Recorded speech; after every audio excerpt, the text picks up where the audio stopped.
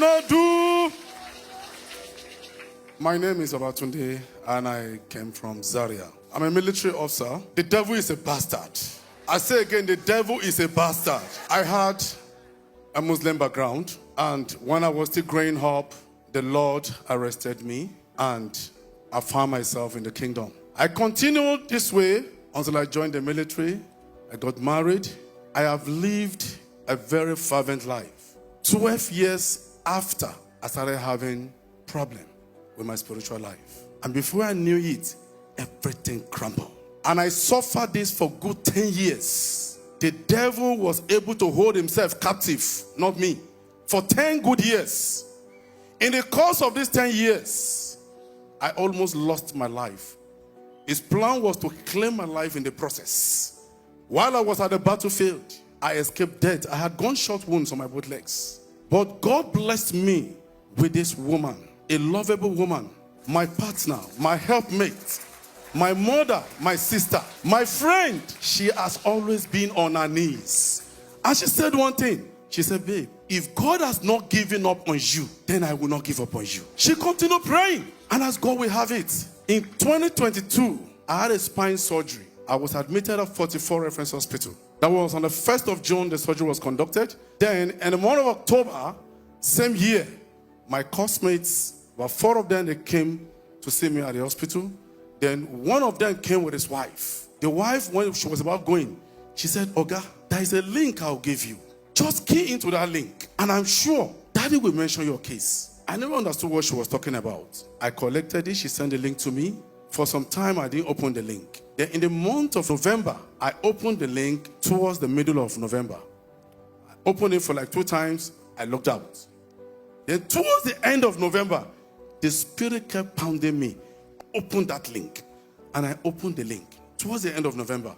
Before I knew it, first day, second day, third day, before I realized it, I became glued to the link. To the extent in the hospital, they knew it. Once it's 7 a.m., you don't open my door. I will not open it until I finish with the altar. Then, so in December, I traveled to Owerri to see my family. Then I came back in January. When I came back in January, the fasting had begun. I started the fasting, 2023. Day 1, day 2. I will follow the prayers in the evening, follow the altar in the morning, like that. On this day, the 21st day of the fast, today being the 21st of the fast, is my anniversary. And I was somewhere at that corner, and Papa was saying, the person that started this prayer is not the one finishing it. Do you know that the man that started this prayer is not the man that has ended it right now? Raise your voice and give the Lord a loud shout. And I felt something lifted off me, boom, that day. And before I knew it, I started firing different tongues. And before I knew it, I became a changed person. I felt very light. When I left the service that evening, I called my wife. When she said hello, I started firing tongues. My wife was just crying. She said, God, thank you. God, thank you. I told her, I said, Mama, God has done it again. I am liberated. Because it was like a spell. I didn't know where it came from. That wasn't me. And before I knew it, I became a changed person. I told her, take out the wine in the fridge. Celebrate with the children. Pour the wine. I said, because it's a rebirth. And the Spirit told me, celebrate yourself because the angels are celebrating you. And that was how I got home. I opened my own wine and I celebrated myself. Why do I celebrate me in Owerri and the angels are celebrating me in heaven? It didn't stop there. After that prayers, after the fasting in that January, I went back to the hospital because I was not yet discharged. While in the hospital, around May or thereabout, there was a time the governor was saying they should demolish some buildings. And one of the nurses taking care of me, she has a building in that area with her husband. And my wife had come to Kaduna that time. She now said, Mama, they are breaking down the houses. And they've destroyed about 5 houses before our own. So it's just about 1 more before our own. And the Spirit said, prophesy. Initially, I was scared. What if I say it and it didn't happen? The Spirit said, open your mouth, prophesy. Then I collected the phone. I said, I step into the shoe of my father in the Lord. And I mentioned Papa's name. And I said, I connect into his calling. They will not touch your house. That was the pronouncement I made. I made that prophetic declaration. And I lied on my bed, I faced the wall. I continued sleeping.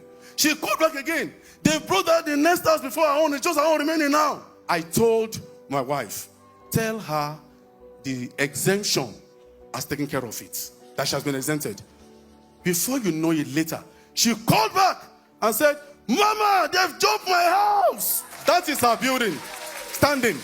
Along that line, they finished the building before our own, they skipped our own, and continued with the next ones again. The devil is a bastard. This is what the devil saw in me, and decided to rubbish himself. And God has brought me back to the altar. My wife normally makes one statement.